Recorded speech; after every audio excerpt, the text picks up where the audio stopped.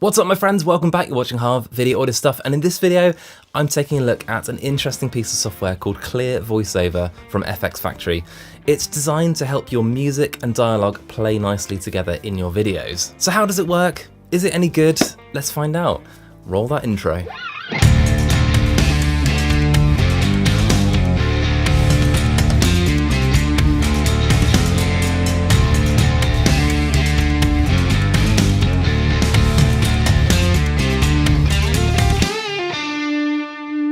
As ever, links to this software plus any other relevant videos I've popped in the description box below. And of course this is not sponsored content, so if you do enjoy it, please let me know by hitting subscribe, give me a like. So what is Clear Voiceover? Well, the idea is to help your dialogue stand out in your videos, whilst letting your background music stay where it should be, in the background. I'm using Clear Voiceover in Final Cut, but don't worry, it also works in DaVinci Resolve, Premiere Pro, Adobe Audition, even Logic and GarageBand. So in this project you can see we've got our dialogue track and our music, and the way that Clear Voiceover works is you drag it onto your music track. And then in the inspector, if we open up the control panel, you can see we've got our controls. Strength, which dials in the intensity in which Clear Voiceover will remove those clashing frequencies. Mud removal, which tames those lower mid frequencies. Bass boost, which obviously boosts bass if your music needs it. And then you can tailor the output gain to whatever it needs to be. But before you do any of that, you need to hit the Clear Voiceover button, which instantly gets to work in removing the problem frequencies. Here's the before and after. Anyway, that's it for now. I hope you found this interesting and helpful. Of course, I've got a large back catalogue of videos about videography on this channel, Anyway, that's it for now. I hope you found this interesting and helpful.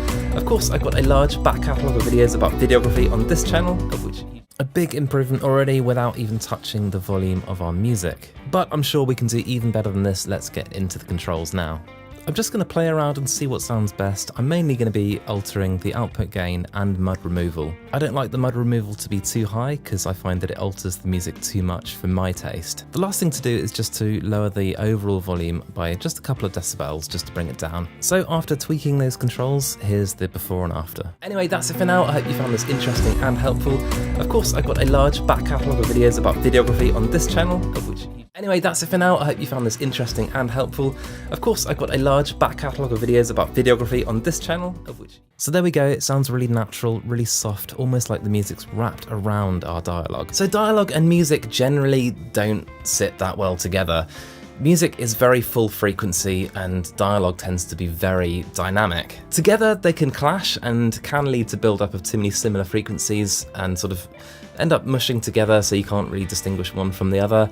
Or they can lead to peaking, which of course is bad too. You may not be aware of this, but my background is actually in audio. I used to write music and record bands before I sidestepped into video. When I was studying, I was taught that when mixing different instrument tracks, you have to treat it almost like you're making a dovetail joint. And what I mean by that is you have to kind of carve away certain frequencies so that everything kind of slots together. And this is exactly what Clear Voiceover tries to do for the audio in your videos.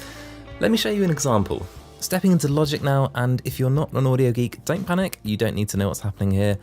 All you need to know here is I've got 2 tracks of synth bass and 2 tracks of guitar. And if we listen to just the bass guitar, you can hear that it takes up a lot of the low and low mid frequencies.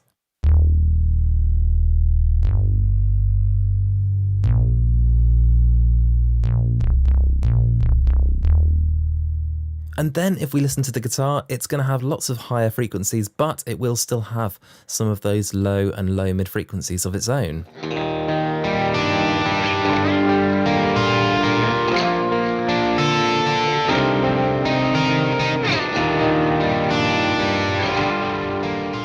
And then when we listen to them together, this is what happens.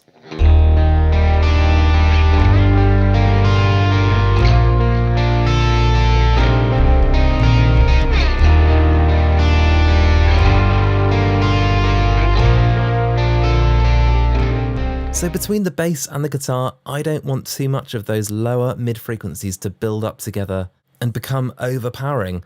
So I really want to encourage the bass to be in that bass region, and I want to encourage the guitar to be more about those higher frequencies and not about the lower mid ones, essentially letting these two instruments slot together. So using an equalizer, I'm going to remove all of the frequencies above around 100 Hz. which, if you're not sure what that is, that's starting pretty low.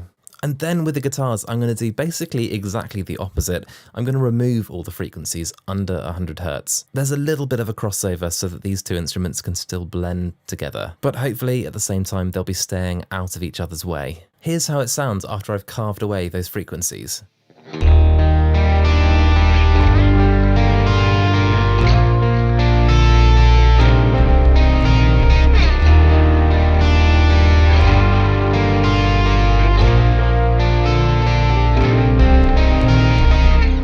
It may be hard to hear the difference without headphones, so I would recommend listening with headphones, but to me these sit much better together, and this is exactly the same theory that is being applied with Clear Voiceover. So here are my tips for getting the most out of this plugin.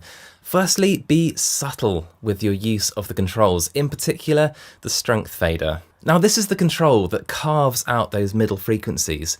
Dial in too much and you'll notice that your music starts sounding very hollow. Here's a track with Clear Voiceover turned off.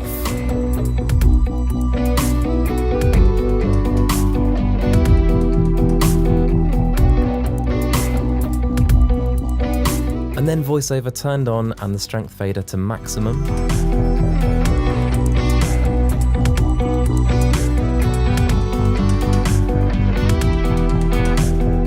Quite a big difference, as I'm sure you can hear. As you can see, it's important to be subtle with that strength fader. Secondly, be very careful with the bass boost slider.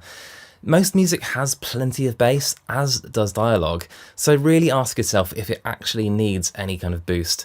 Personally, I don't think I've ever needed to boost this fader up. Lastly, one thing I've been doing is I've been using the Voiceover plugin on my music tracks, and then I've been applying the LevelMatic plugin, which I reviewed recently, across the entire project. Subtly applied, these two in combination are just magic.